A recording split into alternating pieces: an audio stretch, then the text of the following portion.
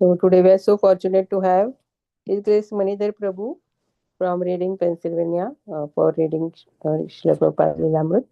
And Prabhuji, please take over the call now if you are ready. Hare Krishna. Hare Krishna, Mataji. So can you make me presenter, Mataji or Prabhuji?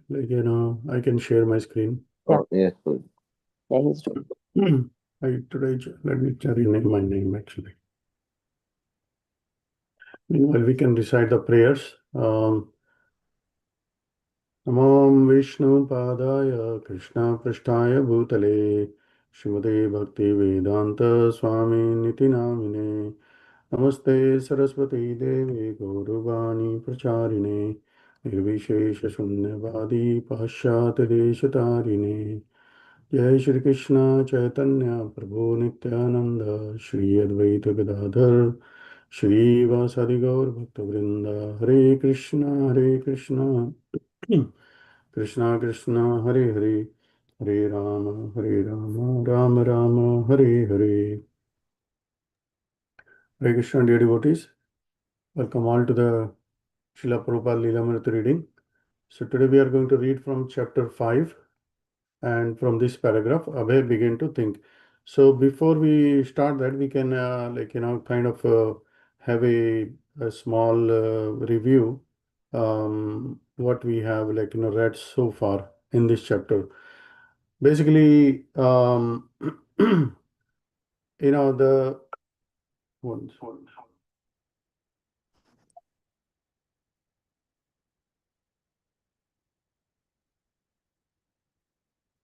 So far in this chapter, what we have read is there is a conflict in Gaudiya Math, and Gaudiya Maths are basically started by Srila Bhaktivedanta Swami Saraswati Thakur.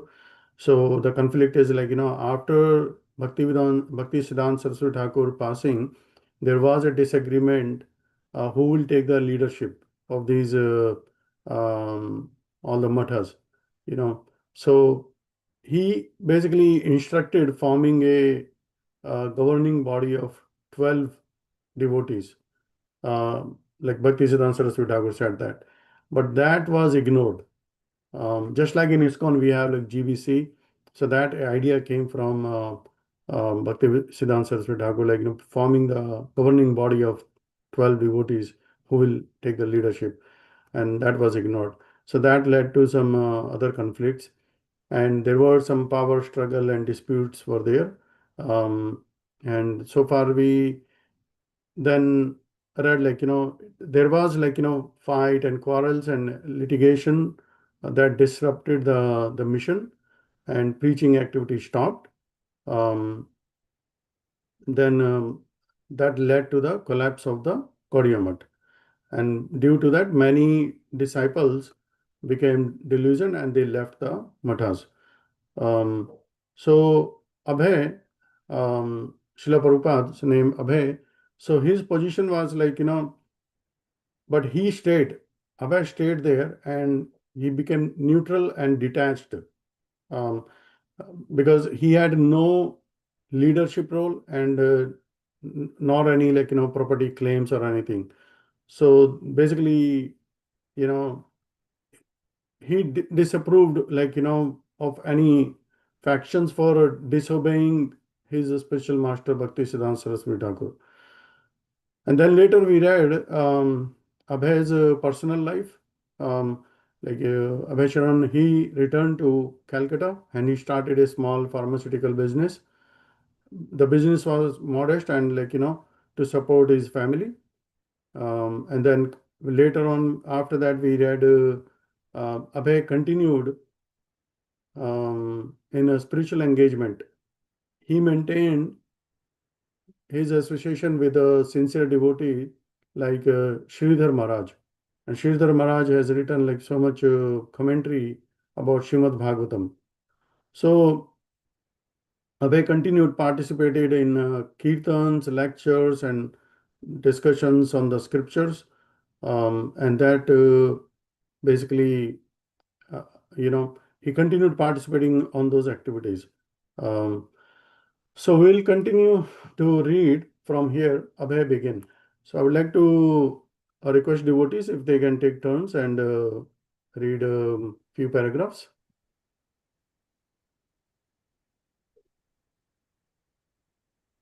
Hare Krishna, Prabhuji. Hare From Krishna, Mataji. Abhay, we start? Yes, Mataji. Okay, I'll take it. Hare Krishna. Abhay began to think seriously about writing Vaishnav literature. His spiritual master had seemed very pleased and had told the editor of The Harmonist, whatever he writes, publish it. Business profits, if he could somehow expand them, could go for printing books in English. As his spiritual master had said, if you ever get money, print books. Certainly, the Gaudiya Math was not going to do it. Kunj Vihari had sold Bhakti Siddhanta's printing presses to offset his legal expenses. No, Abhay would have to continue on his own, maintaining his business and simultaneously trying to write and publish. And that was also the prescription of Srila Bhakti Siddhanta. It is better that he is living outside your company. When the time comes, he will do everything himself. It was in 1939 that Abhay wrote Introduction to Gita Upanishad. It was a short piece, but it signaled his intention to take on the task of one day translating Bhagavad Gita into English with commentary. Of course, there were already many commentaries in English, but most of them had been written by impersonalists or others who had not delivered the original spirit of the Gita. The spirit of Arjun on the battlefield of Kurukshetra, hearing Bhagavad Gita directly from Lord Krishna. Abhay knew, however, that he could present Bhagavad Gita in the proper spirit by writing an English commentary based on the teachings of Lord Chaitanya and the disciplic succession. So he began. Whatever he could make time, he would write. Although a strict grammarian could not fault in his English composition, his meaning was always clear. Hare Krishna. You can read more, Mataji, this one also. One more paragraph. You want me to read that, Prabhuji? Yeah, this one. Yes. Okay. In his introduction, Abhay reflected on the time when, as a young schoolboy, he had attended a lecture, Vidya Ratna, the jewel of education. The theme of the lecture had been that God does not exist and could not exist. If there were God, he would certainly have appeared on earth to put an end to all religious rivalry. But since God had not obliged man in this way, he would banish all thought of his existence from our minds.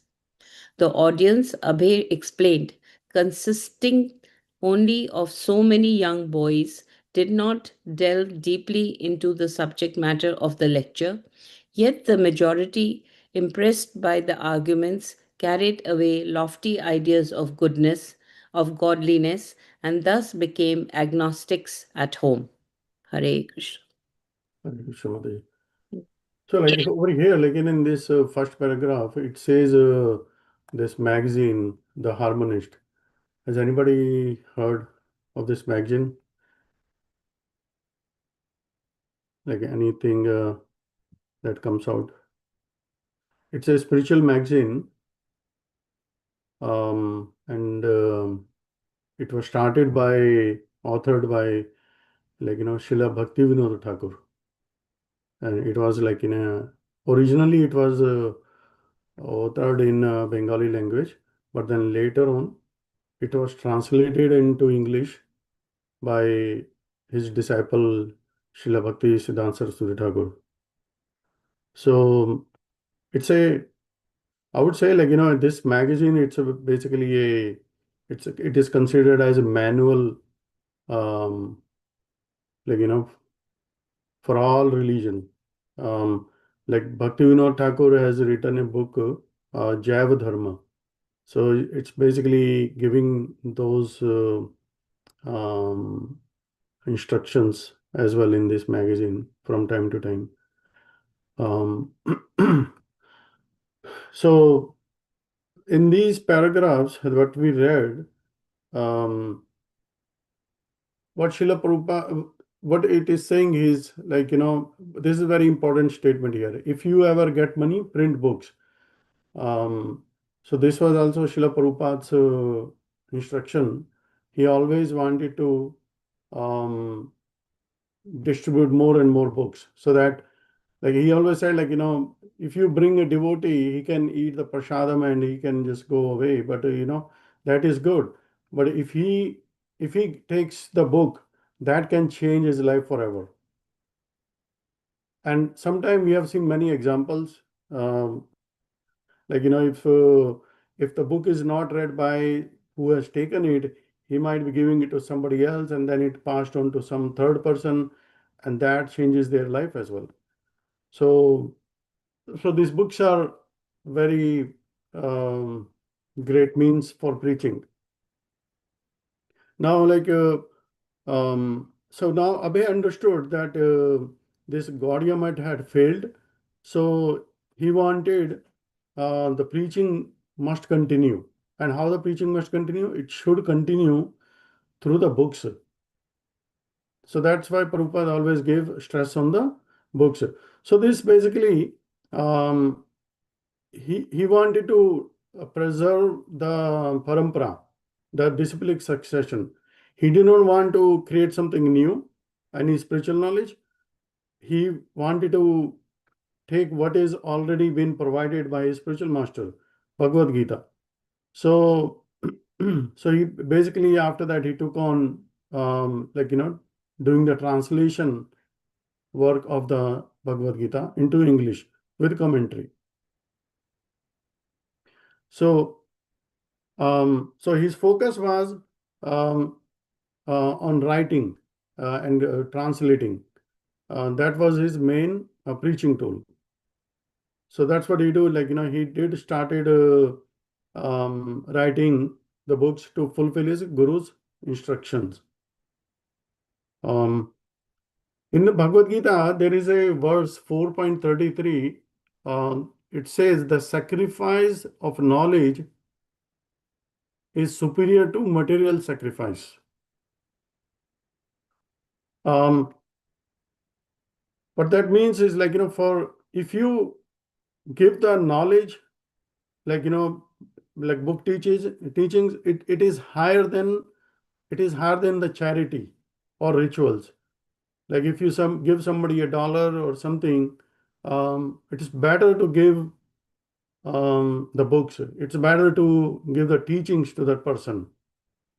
So that changes his life. So that's why Abhay prioritized knowledge distribution over the um, institutional power or over the wealth. So his main focus was knowledge distribution, and knowledge distribution could be done through the teachings or through the book distribution.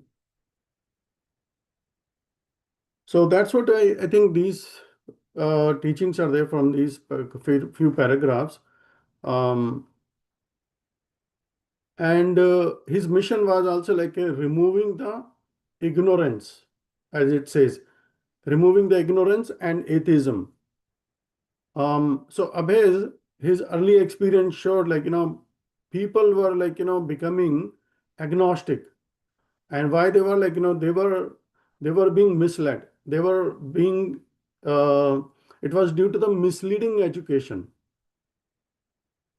So that was another reason Prabhupada wanted to restore the faith of the people and the true understanding of the God. Because of the misleading education, he wanted to give them the original message of God, that is through Bhagavad Gita. And when you receive the knowledge, it destroys the ignorance. Just like the sun, when the sun rises, the sun illuminates, and basically it illuminates the darkness. So we can continue in the next paragraphs. Anybody else who would like to read from here?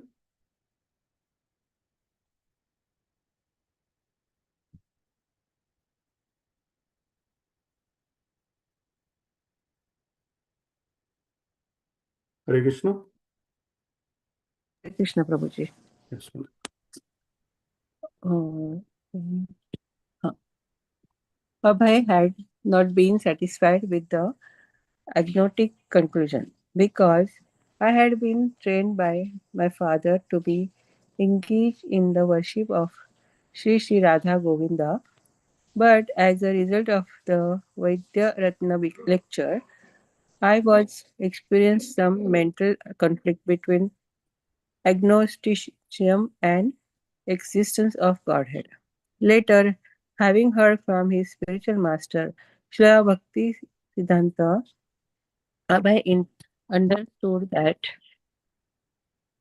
the personality of Godhead exists in every sphere of activity. But we do not have the eyes to see him.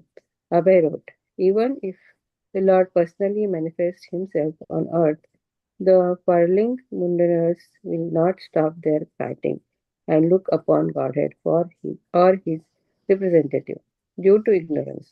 This is the birthright of the individual soul by the grace of God. Bhagavad Gita is the true jewel of education. And in the Gita, Lord Krishna declares to the fighting people on earth, here I am, do not quarrel.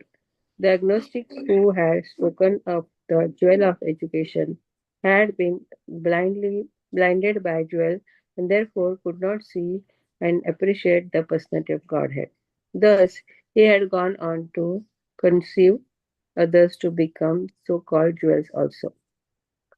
Following his spiritual master, Abhay displayed an aggressive spirit for controlling all opponents of pure theism. Yeah. Prabhuji, please give him the first. Yes, ma'am. Okay. Huh. In the responding to his spiritual master's order to develop into an English preacher, Abhay was not simply making neutral scholarly representation. He has willing and ready to fight, whether against modern agnostic or Vaishnavism's old tradition enemy, Mayavad impersonalism. Although few scholars taught the way of surrender to Lord Krishna, as reposed in Bhagavad Gita, almost all respected Bhagavad Gita as presenting the essence of all knowledge. The Gita, therefore, was the perfect vehicle for confronting those who mispresented God and religion. The Gita was a challenge to the agnostics, ap- apotheists, anthropomorphists, impersonalists, henotheists, pantheicists, and about absolute monicists. Although there were already more than 600 commentaries on Bhagavad Gita, they had been written by persons with an inner hearted for the personality of Godhead, and therefore they were imperfect. Such envious persons, Abhay wrote, have no entrance into the real meaning of Bhagavad Gita in in a much insomuch a fly cannot enter into the covered jar of honey. Abhay described Indian culture as an almost impassable ocean due to its depth of thought and apparent mixtures of conclusion. But in this book, Abhay declared, I will establish that Krishna is the absolute personality of Godhead by referring to the available records of scriptures, which are the recorded history of Indian culture and thought. Hare Krishna. Hare Krishna. So we can see here, like from this paragraph, it says, we, Prabhupada says, like, if we do not have eyes to see him, and even if the Lord personally manifests himself on earth, the quarreling mundaners will not stop their fighting. And that is true actually. When Krishna was there personally 5,000 years back, although many people realize he is the Supreme Lord, but people like Duryodhan, Dushashan, and Sakuni, and all other people, and you know they could not, they did not consider him as a Lord basically. So even though Krishna was there in front of them. So that's a similar thing. Prabhupada is saying you need the eyes to see the Lord. And those eyes are basically, as we read many times, Gyan Chakshus. The knowledge, the eyes through the knowledge. And that knowledge is given by the spiritual master, Srila Prabhupada. So this is very important to know, like, Krishna is there always, but we just need to see him through the Gyan Chakshus. And then it also says the true jewel of education. And what is that jewel of education? That is Bhagavad Gita. And it is said, like, many times one need not to read any other scriptures except Bhagavad Gita and Srimad Bhagavatam, basically. So that's very important to know. Like, instead of like spending times reading like other books, which are written by materialistic people, we should read the um, Srila Prabhupada's Bhagavad Gita as it is. And it was also saying there were like around 600 commentaries were there on Bhagavad Gita at that time. So now you can see today there might be more than 1,000 commentaries. So every year there are like many books are published on Bhagavad Gita with some interpretation, with some like I would say misinterpretation of the knowledge. If somebody is a yogi, like a person who does this yoga and all this in the studios, he will write his own view about the Bhagavad Gita and the yoga that is told by Lord. He will misinterpret that. If somebody is like karma yogi, he will interpret in a different way. If somebody is doing the this ritualistic things, he will misinterpret the Bhagavad Gita that if you do this, then you will get this. If you do this, then you will get this, which is like provided in Vedas basically, and which is not very easy to perform all those activities. So simply, Srila Prabhupada has given us the Bhagavad Gita knowledge as it is. So we should be reading that. Another thing I would like to say, in this like the God is present everywhere, and it stresses again, like we do not have the eyes to see him. And Prabhupada always give the example, um, the sun rises and then sun sets, and then we say the sun is gone, it's dark. Basically, the sun is always present. It's basically the sun is always present. But if a person is blind, he will say there is no sun, right? So we can say that fault is not in the sun, because the sun is always there, but the inability to see the sun, that is the blind person's fault.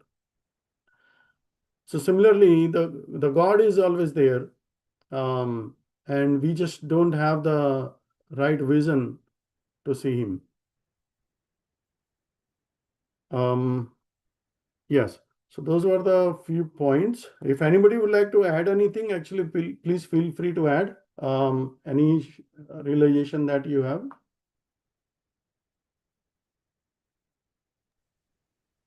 Hare Krishna Prabhuji, I had a question. I know the book distribution is a wonderful thing and everybody should have the Bhagavad Gita, and it's so appropriate for all lifetimes, like Mahabharata and Gita was narrated more than 5,000 years ago, and things are still relevant now. But in the digital world, when people these days don't even read books, like people, uh, like even newspapers, they're out of edition. Everything is digital. Uh, People just are so hooked on to. I'm talking about the general population, to like Netflix and whatnot. Isn't it a challenge for book distribution, and not just book distribution. Okay, a person can go and door to door and distribute Bhagavad Gita books, but the essence of distribution of Bhagavad Gita is people have to read it. So how can we tackle that challenge in this digital world? Hare Krishna, thank you. Yes, Madhu, it's a very good question. Like whenever we go to any sadhu sangha or any festival, any Rath Yatras, we see many devotees, like on the book stalls, and they have, like, Bhagavad Gita, Bhagavatam, and many other books basically. And a lot of times we buy those, and and do not get the time to read them. Um, it, I mean, people are busy and basically in their, they're traveling. So, I mean, it is not wrong basically to read the digital books also, like if it's just the personal preference. Like, but the main motive is to read. If somebody prefers to read the digital version, let's say Bhagavad Gita from Veda base, I mean, that can still be done, but it is preferred through the original book. Um, I would say it's like something, people do the chanting. Nowadays, there are like digital version of those doing the chanting. There are like counters. You press the button, there is a number actually. You do Hare Krishna, Krishna Krishna, Hare Hare, Hare Ram, Ram Ram, Hare Hare. You press the button, then it becomes two, like three. So it's basically, you know, people are just finding the shortcuts. Okay, I cannot take my bead back everywhere, and I want to use those counters only. The real blessing is basically to touch the tulsi um, japa bead basically, and then recite the name of the Lord. And also it should be basically given by the instructions of the Guru. If the Guru is saying yes, you can use a counter, then basically he may in some circumstances use that.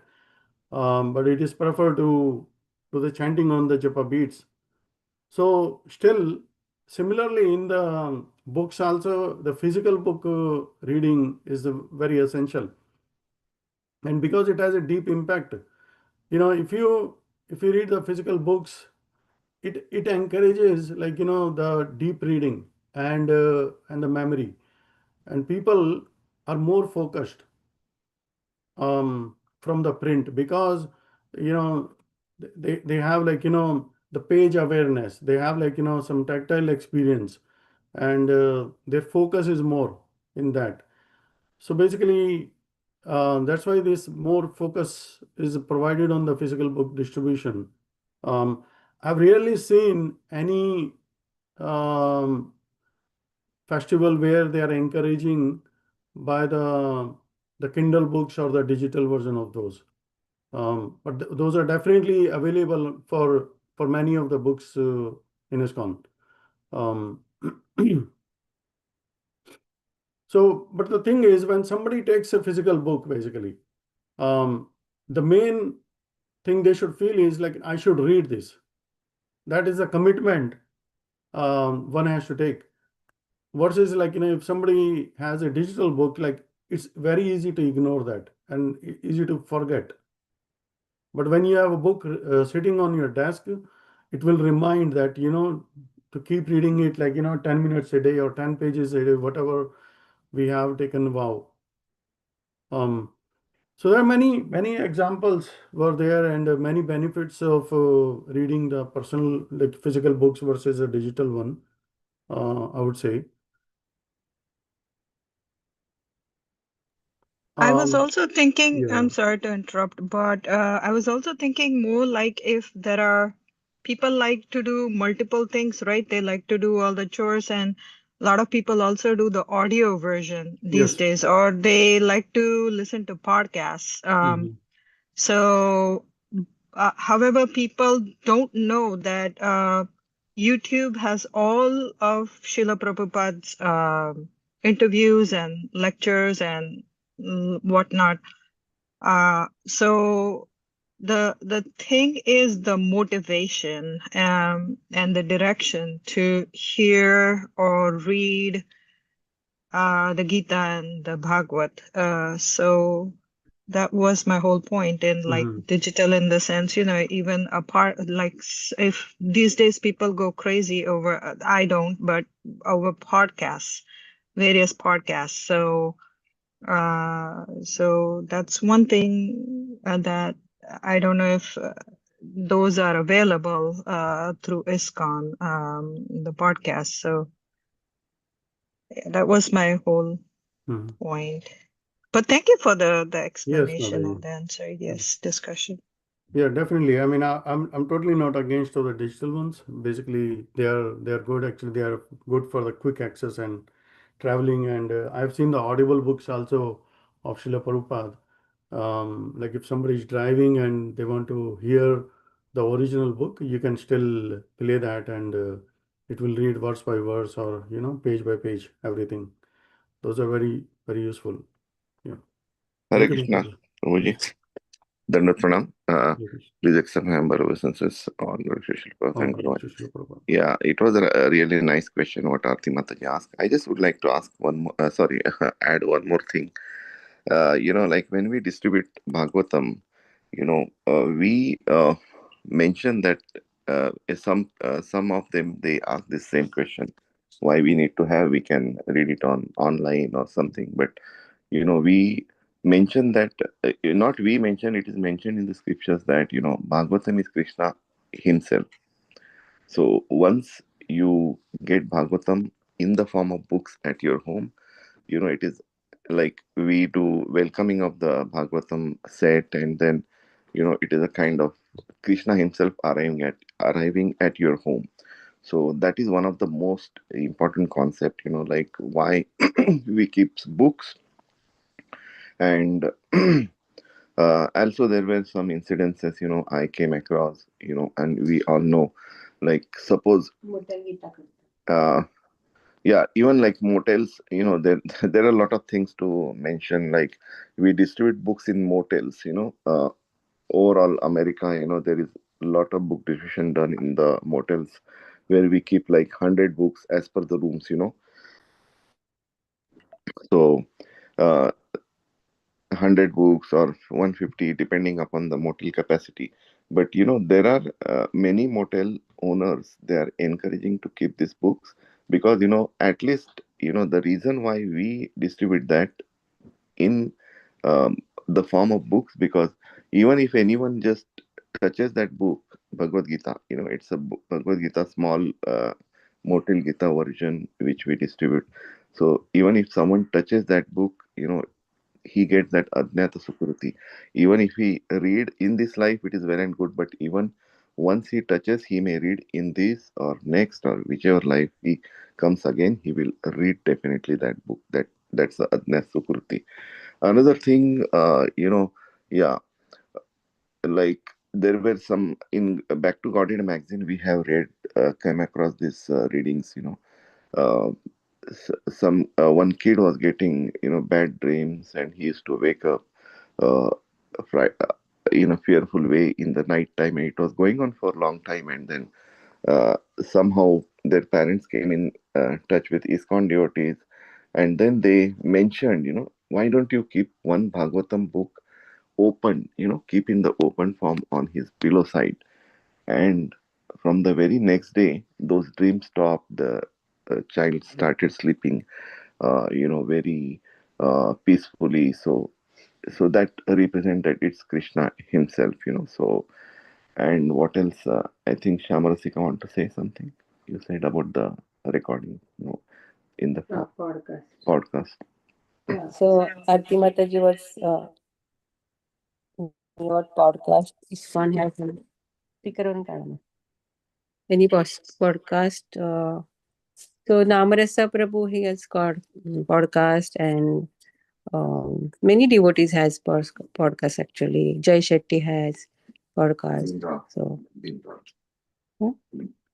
Bindra Prabhu has podcast. So you can search on Google, YouTube. You will get many podcasts from ISKCON devotees, Mataji. And thank you for asking this question. And the main point Manidhar Prabhu also mentioned is, and Nikunjas Prabhu said that touching the book is the main point in distributing the books, Mataji. Because if we touch the Bhagavad Gita, one man in the motel, we had experience of motel Gita, Ramada in hotel. He touched the Bhagavad Gita. He just read randomly 4 or 5 pages, and he cancelled his suicide. Doing suicide, he was there to do suicide there. So that is the main advantage of having book form with us. So, and in fact, I would like to share our experience also. My Prabhuji bought Bhagavad Gita way before, like 25 years before, 35 years before, 30 years. So, from the is railway platform, like local train, Mumbai, one ISKCON devotee was distributing Bhagavad Gita, and it came to our home. But that time I told that, why you bought this big book, nobody's going to read it, and I put it on the uh, showcase. But when we came to US, my mom told that, take Bhagavad Gita with you. And that time I bought it, and now still we are here. So the book does the magic, Mataji. So that is the main advantage of having book instead of technology. Like technology is very easy, like wherever we are traveling we can read it on our phone or like that, but the book is like personal relationship or personal touch. With that book we can create that. Good picture.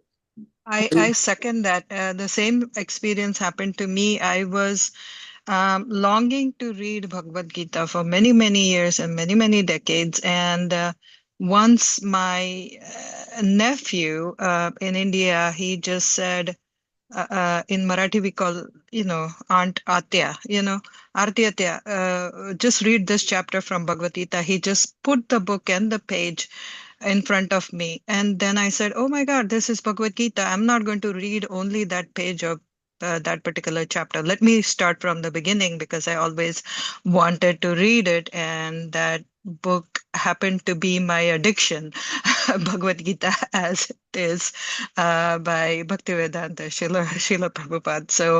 So you are so absolutely right that the touching of the book makes a big difference. That's my own personal experience. Yeah. Thank you so much. Thank you, Mataji. Thank you, Mataji. Prabhu and Nikunjas Prabhu. Hare Krishna. Yes. Hare Krishna. We can continue reading, Mataji. Anybody would like to volunteer? I can go. Yes, Mataji.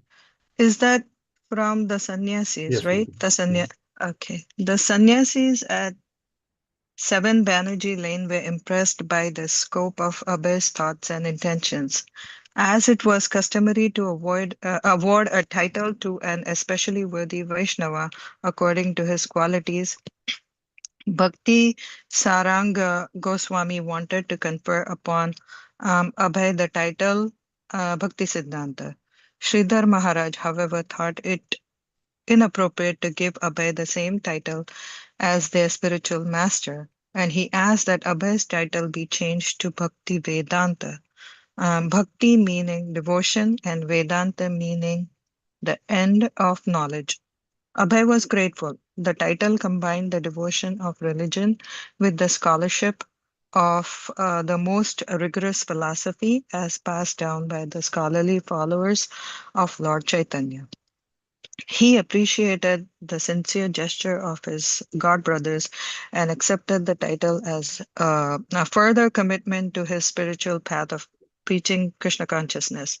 Abhay continued regularly associating with Sridhar Maharaj and discussing with him Srimad Bhagavatam. Abhay encouraged him to preach widely, although Sridhar Maharaj was admittedly more the scholar and rather shy about going out and preaching. On several occasions, Abhay tried to convince Sridhar Maharaj to go with him and charge Gandhi and Nehru as to why they weren't following the principles of Bhagavad Gita. Another fruit of the spiritual association at 7 Banerjee Lane was a book called Prapanna Jiva Namarta, compiled by Sridhar Maharaj, a collection of verses from various Vaishnava scriptures, including excerpts from the works of Rupa Goswami. It was divided into 6 chapters according to the 6 divisions of surrender. Abhay, along with the sannyasis of the Devananda Saraswati Mutt, financed the publication. Thus, it was published as a joint effort by friends. Should I keep reading, Prabhuji? Yeah, I think this is the end of this section. Yeah. That's a beautiful, another. Anybody would like to provide any realization from this before we go forward? One thing came out was the Bhakti Vedanta title versus the Bhakti Siddhanta title. So, as it says, like Bhakti is the devotion, and basically Vedanta is like ultimate conclusive knowledge of the Vedas. Um, so that's what the Bhakti Vedanta means. So that means like somebody who has realized um, the devotional service to the Lord is the end of all the knowledge. But Bhakti Siddhant is another title that means like the one who has come to the conclusion of devotional service. It's very subtle difference. One is like says, okay, one who has realized the devotional service to the Lord, and one who has come to the conclusion of devotional service. And it is very respectful here. Like, it says, like, Sridhar Swami did not want Prabhupada to have, like, Abhay to have the title of like his same, he's a spiritual master. That was one thing came out. And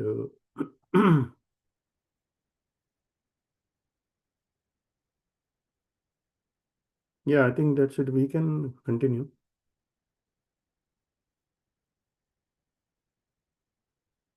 Yes, I anybody? can read, Prabhuji. Yes, Prabhuji.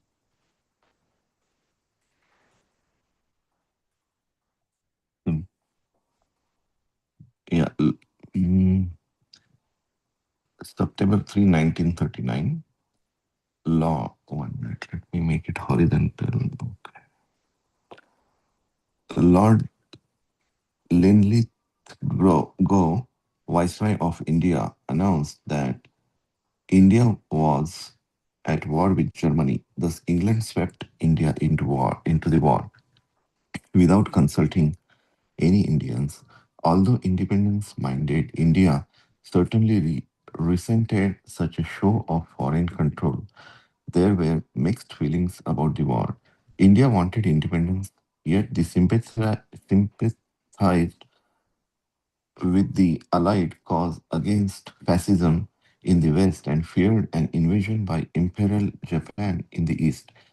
Since you dislike the British so violently, one author asked a typical New Delhi student of the day, would you want Japan to invade and conquer India? Student, no, but we Indian pray that God may give British enough strength to stand up under the blows they deserve.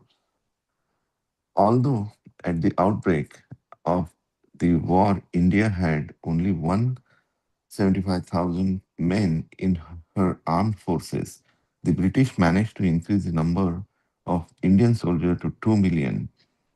There was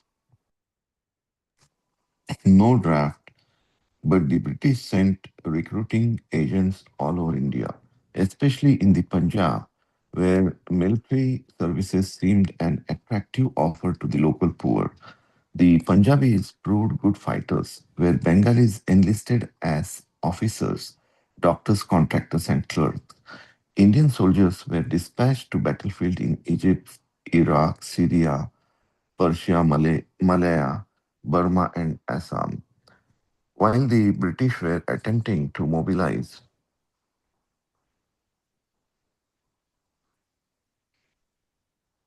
uh, a little bit, if you can Yeah, from bring it, here. yeah, mobilize Indians for the war, the Indian nationalist movement, which had continued off and on for more than 20 years, became very active. Members of the Congress refused to cooperate with the war effort and demanded guaranteed independence for India.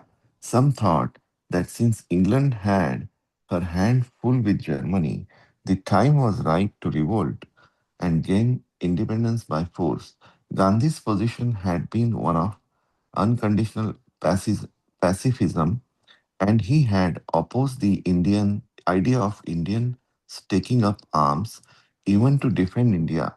But by 1942, he had become more inimical and had reduced his policy towards the British to a simple, unequivocal quit India. Thousands of Indians responded by chanting slogans in the street and even by tearing up the railway lines. Abhay's military former schoolmate Subhash Chandra Bose against the British in his own way. He had approached Hitler in Germany and gotten him to agree that when the Germans captured Indian soldiers, Germany would return them to Bose, who would maintain them in his nationalist army. With this army, Bose planned to return to India and drive the British from Indian soil. But dissatisfied with his progress in Germany, Bose made a similar agreement with Tojo in Japan, and soon thousands of Gurkhas and Sikhs, the best fighters in the Indian army, had defeated from the British army to join Bose freedom fighters in Singapore. Bose began to prepare his army to invade India from the north. In 1943, British profound British found that Japanese, who had already taken Burma, were at the doors of India, approaching Bengal. By their tactic known as the denial policy, the British sank many Indian boats carrying food and destroyed large rice crops, fearing that they would fall into the hands of the enemy. This left local Indians starving and without the boats they needed for trade. The famine that ensued was the worst that had hit Bengal in 150 years. The government removed all controls of food costs, and those who could not afford to buy at all, skyrocketing prices died in the streets of Calcutta. Srila Prabhupada, I had got experience. The government created artificial famine. The war was going on. So, Mr. Churchill's policy was to keep the people in scarcity so that they will volunteer to become soldiers. So, this policy was executed. Big men, they collected the rice. Rice was selling at 6 rupees per pound. All of a sudden, it came to 50 rupees per pound. Um, I was in the grocery shop purchasing, and all of a sudden, the grocer said, "No, no, I am not going to sell anymore." At that moment, the price was 6 rupees per pound. So suddenly, he was not going to sell. A few hours later, I went back to purchase, and the rice had gone up to 50 rupees per pound.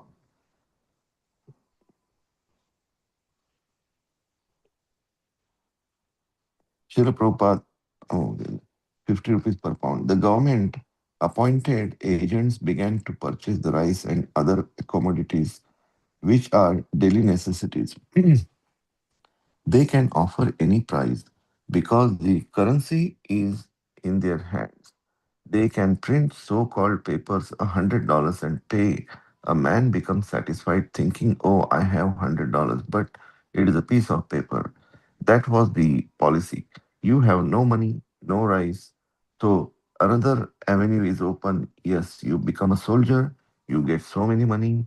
People out of poverty would go there. I have seen it. No rice was available in the market, and the people were hungry. They were dying. Hare Krishna. Thank you, Hare Prabhu. Krishna. Even So you can see here, like in this one, Hare. like there was like constant conflict. There were like, the war was going on, and that it clearly shows that India was forced into war by the British without any consent. Um, and as a result, like there was like contradiction and confusion, as it says in Leelamrita. So similarly here, as per the teachings of Bhagavad Gita, we can say like in the material world, like there is always a constant quarrel and there is a conflict. Just like Bhagavad Gita or Bhagavatam says, Devasur nature.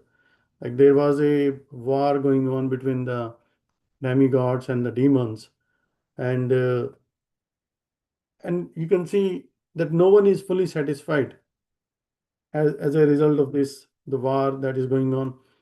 The Britishers, what they were doing, they were fighting to gain the control of India, and Indians, they were fighting like they were fighting for the freedom. And like remaining people, like who were like not the freedom fighter or something, other people like poor people, they were just fighting for their survival, because they had no money, or like they have no food. So basically it shows um, that as Britishers were like they were in illusion because they wanted the power and they wanted the control, and they basically were expanding their army, and they were sending their soldiers uh, like globally for the different wars, like with Germany and all that. um, and as a result, it shows that um, it shows that they were trying to control the destiny basically of those people. Like we will change the future, or we want to control everything. um, but actually in true way, everyone is controlled by, there are three things and that we read in Bhagavad Gita. Everyone is controlled by time. um, we heard about the Kal. So so basically some people say, I'm just killing the time, but the time is the one that is killing them. So they are controlled by the time. And second thing is, people are controlled by their karma. Like what we do is basically it comes back. We have to um, we have to bear the result of those karma, either in this life or the next life, right? And then the nature, basically we are controlled by this prakriti, nature. That's based on Bhagavad Gita teaching. Um, so another thing we read here was about you may see that there were many approaches um, for the same problem. Like when Gandhi was saying, okay, we do not want any violence, he was saying, okay, non-violence. And but the but Subhash Chandra Bose, he said, okay, military revolution they wanted to do, and Britishers were doing they wanted to force the control. Um, so they were applying the different methods, but in but the same result, and the result was the struggle. It was like Shrama eva hi kevalam. They were all just doing the mundane activities. It was all struggle, and there was no result coming. But the main thing was, nobody was asking, like, what is the purpose of life? You know, who is the supreme controller? Nobody was asking these questions. That means the real problem was forgetful of Krishna. Nobody remembered Krishna there, and their focus was basically on gaining the power like how to survive somehow, or taking more control, or making more benefit, more money actually, by selling, by creating a scarcity of the things. That is another thing that brings, there is no there is no lack of resources in this world. In Ishopanishad also says, it's basically people just create the scarcity. Okay, we do not have this. One way they will burn the grains, and other way they will just create the scarcity so that they can sell it on the higher price. So another teachings we can see is um, when Britishers applied this denial policy, as it says, during the World War II, they they destroyed the rice crops, right? And that bring the, one of the worst famine in Bengal in 150 years. And that's why price skyrocketed, and the poor people, they starved and they died on the streets. In Srila Prabhupada view, Prabhupada was saying that it was all artificially created, and that is correct, because the purpose was to do all this, create the scarcity, and also force people to join the army. That was their policy, like no food and you become soldier. So that was all that was going on. So it shows here these material possessions that they were trying to do, either by gaining control of the crops, food, or gaining control of the army and territory, everything. It is all material possession. These are all temporary. Like in Bhagavad Gita and in Bhagavatam, it shows clearly, like, we do not take these things with us. We just take the karma with us, right? So as money has no value at the end. I will continue. I think these were all the messages from all these paragraph. Anybody else would like to add anything? Please continue. No, Prabhuji, I was wondering, Prabhu, do they know about the ladies and children, in terms of groceries for them? Say that again, Mata, I did not understand. No, in the sense that for men, they wanted them to join the army, but for children and women, I don't know how they would, they must be controlling them also indirectly. Yeah, I mean, that's what it not shows, but basically they suffer, in that case. Um, in Bhagavad Gita also, it shows the similar situation when Arjuna was asking, if all these people will die, then what will happen to the woman, and what will happen to their kids, basically. you know Either they will be exploited by somebody, and or it will create a Varna Shankar, or some this kind of thing, situation. um this is a similar thing. I mean, usually we have seen that in any war that happens, basically.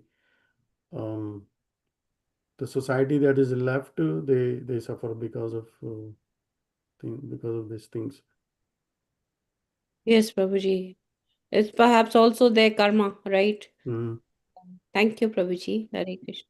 Hare Krishna. Prabhuji, Hare Krishna. Dandavat. I just would like to add one more thing, which I have heard from some senior devotees. Mhm.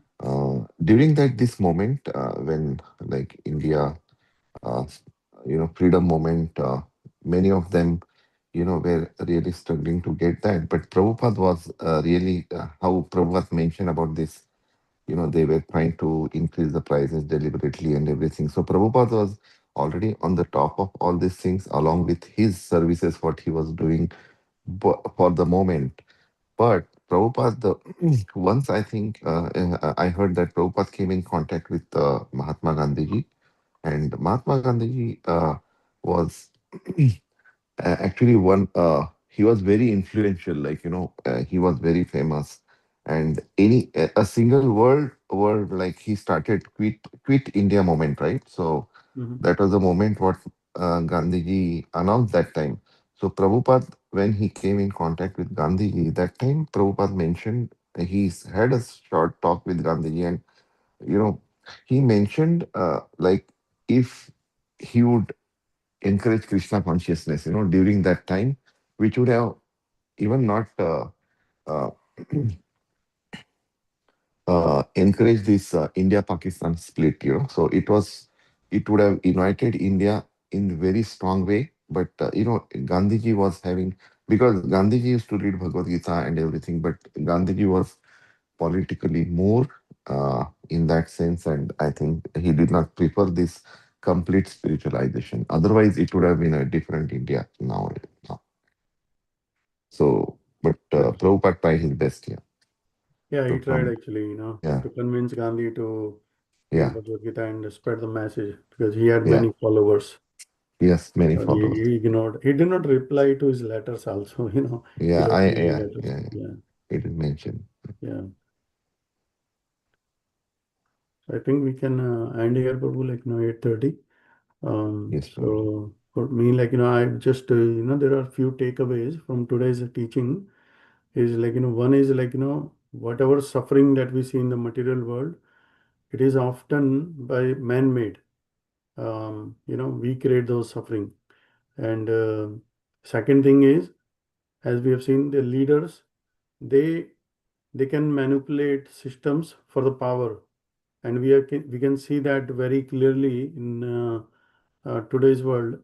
People take over the countries. They they manipulate the systems for that. And another takeaway is the scarcity exists because of the greed, not the nature.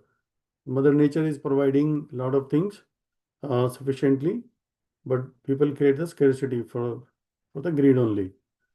And another last thing is, if we have a spiritual understanding, that will give the real security. I mean,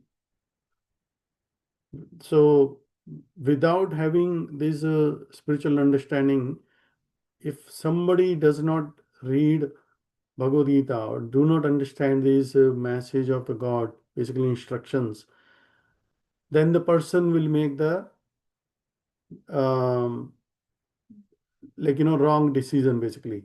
Or I would say the fear will drive the material decisions, and material decisions are basically will be sinful activities. So it's very essential one to have the spiritual understanding. Hare Krishna. So I think we can end here unless anybody else who would like to add anything. Yes, Prabhuji. Like I second what you mentioned, Mhm. because nowadays we see practically if we compared everything, whatever we have um, come across and what we are hearing now. See the wars, those which are going right now. That time it was the example of rice in India. Mhm. Now here it's the example of oil. So Yes, everyone is fighting for exactly. oil. So Mhm. there is a lot of oil every country has, but still they want to extract oil from someone else, not your own oil. Yes, So exactly. yeah, but I think Modi, our like Indian prime minister, he's very stable with his mindset and trying to be very cool and calm, and without saying anything openly. So I don't know, like but in US, Democrats would have done better in this time, but again we don't know exactly what is happening. Yeah. And one more thing I just would like to mention, one more thing, which I used to be in Mumbai early days, and I remember, I had attraction of this World Book Dictionary. Like many houses, good houses, they used to keep in their living room the World Oxford's Word Book Dictionary. Like there will be like one shelf full of all that. Encyclopedia, Yeah, encyclopedia. Yeah. encyclopedia. Yeah, correct. So but when I came to USA and then we started this book distribution, then when we used to promote these books, Srila Prabhupada's books, then this was one of the example which me and Shamasika used to say that why don't people already have the experience of World Book Dictionary, then why should not we make a spiritual encyclopedia by Bhagavatam, Chaitanya Charitamrita, then Bhagavad Gita and Prabhupada's all books. So that may give like even if that kind of things are there at home, you know the future generation kids, knowingly or unknowingly, even if they pull out one book sometime in their uh, growing time, they may read one book. So this is the advantage, another biggest advantage of the books, or any guest arriving at or your home and then watching, oh wow, you have so many books, so let me read one. So this is Mhm. also one kind of uh, you know books presence which will definitely help. So even I give the example of people, they like to have a bar, like beer bar or drink bars, in the house. So why don't we have our spiritual encyclopedia bar at home? So yeah, Mm. Wonderful, Prabhu. yes. Yes. I see have many devotees I've seen in their Mm, family room, they will have a big book actually. It's basically mostly the pictures are there, you know. Um, they are like, with the Krishna's Leela, or if it is a Srila Prabhupada book, then, it will be mm. describing all the Srila Prabhupada activities, you know, like, what he did in India, how he came to US and everything. It's in like in a graphical ways and some description added at the bottom. Yeah. Very Nowadays nice they are books. making at home. Yeah, putting some paintings and then some descriptions of those leelas, like Yeah. at homes also they are arriving now. I remember it is at New Vrindavan. When you go to Palace of Gold, on the top you will see all the leelas with paintings, but explanation as well. Yeah, those are Yeah, very catchy for the guest actually, yeah, Sometimes, like, when I used to, like, some people just go to some stalls in the Rath Yatra. I mean, they see the Bhagavad Gita is there and some other, books are there. But sometimes their eyes will catch towards the graphical pictures, those big books they have, and that's what attracts them. And then they look into it and they get something from the bookstall. Yes, Prabhu. That was good example you gave. and lot of but I forgot one more good thing which I was about to mention, but anytime I remember I will definitely mention. Yeah, but it was a really good discussion, Prabhuji, and thank you for highlighting so many points about the counter and everything. Like, yeah, that was a good example what you mentioned about the counters. Like for Japa, why we use bead bag and not the counters. Initially, it is fine, but yeah, Actually, over the counter, the thing that I have seen, there are three kind of counters I've seen. One is a mechanical counter. yeah, Sometimes yeah. people use for counting how many people have passed from this door. Okay. Then they thought, okay, well, let's come up with something digital. Then they came up with a button one. Actually, you press the button, it increases the number. Then they said, oh, okay, you need to have the Tulsi bead actually in the counter. Then they Oh, implemented the really? third version, So third yeah. version which has an actual Tulsi bead in the middle. You rotate that as if you are doing a Oh. chanting, and that will increase your number on the counter actually. No, I did not heard about this, but this is a really amazing thing what they did.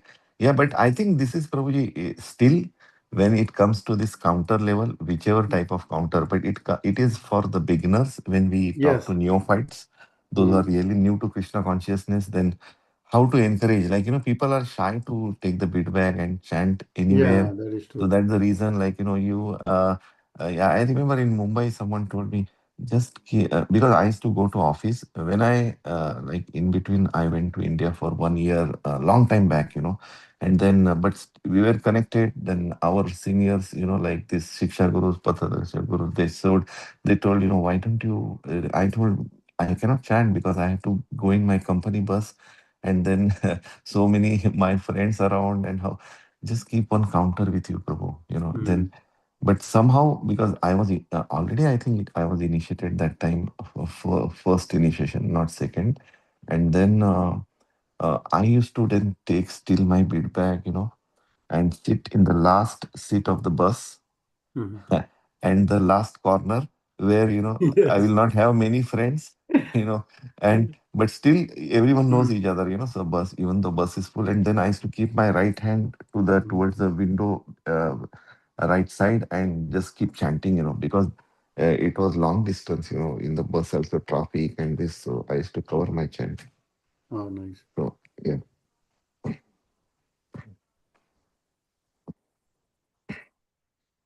Thank you, Prabhuji. Yeah. We can end here. Yes, Guruji, thank you so much. Thank I'll you. stop the deck. You are the host.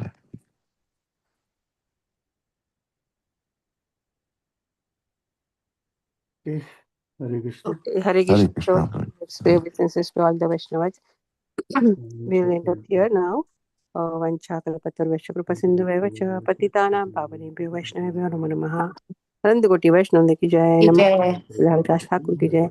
जय Srimad Bhagavatam ki jai. Shri Prabhupada जय ki jai. Jai. जय Manidhar Prabhu ki jai. All जय devotees ki All all jai. devotees की जय jai. Hare Krishna Prabhupada Thank you, Leela Manidhar Prabhuji. Hare thank you very much Hare Hare Krishna. Krishna Hare Hare Tomorrow Krishna also we have class by Bhagavatam class by His Grace Yes. Manidhar Prabhu. So please join everyone. Hare Krishna. Thank you. Hare